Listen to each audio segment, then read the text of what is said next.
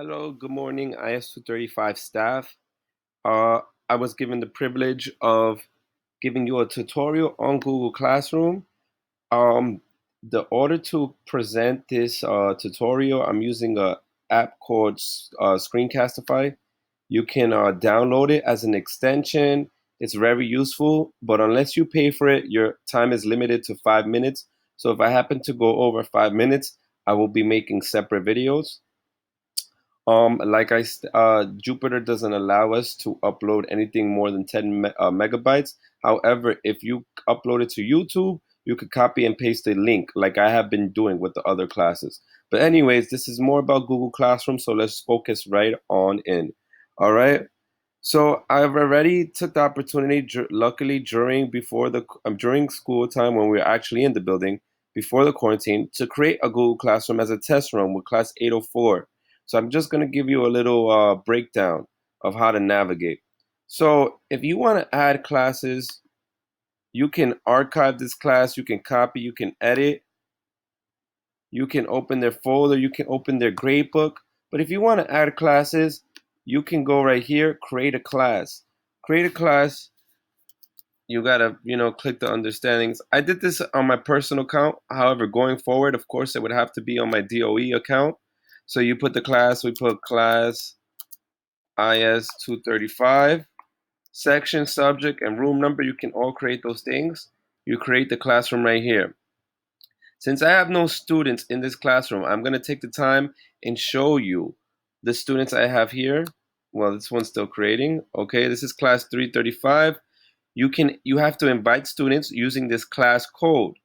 Using this class code, you can send it on a group form through Jupyter, etc., etc.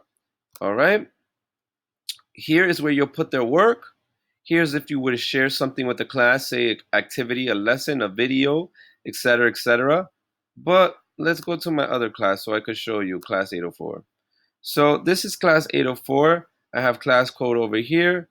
I have the group chat over the class forum over here where students were copying. As you can see, the date March, April. This was when we had an activity to do. I decided to upload a Google Classroom. However, I'm going to show you the benefits of Google Classroom. I have class assignments, and this is so beneficial for teachers. Classwork. You can see who has completed the classwork. Only one person turned in. This class assignment was given in class. This was only used as a support if the students wanted to complete it at home. I wanted to go digital. This is the classroom assignment. As you can see, students can take their time. They can analyze. If they go down here, they'll have supports at Khan Academy. And at the end will be the assessment of this assignment along with any associated points. So I really love the grades feature. This is one of my best features because one thing I was very upset about in Jupyter was that my work was all over the place. Students would hand in work late. I wouldn't know who turned in who. I would have to go back. I would have to go back here. I would have to go to message log and I would have to type in the specific student and see if it was just a mess. And sometimes students would lie to me and then turn in work later. And then me, with a kind heart as I do, I still give them the points. However, it would drive me insane.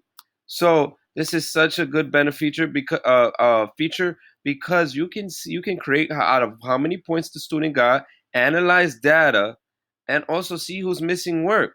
So you have all your spreadsheet and information right here. This is the people. You also people in the classroom, specific classroom. I'm looking at classroom 804. I love the fact that if a person is acting disrespectful or commenting rude things, you can mute that person or remove them from the class. Of course, you cannot remove them from the class, but you can mute that person and tell that person through a direct message why. Okay, this part one video is going to end in less than 30 seconds. I just wanted to give you a quick tutorial. I'm going to be showing you more, but all the classroom's assignments can be seen here along with their images, who turned them in, how many people it was assigned to. So there's no ifs or buts. Or if a student says, "Oh, I didn't get it, Mr. Filpo,"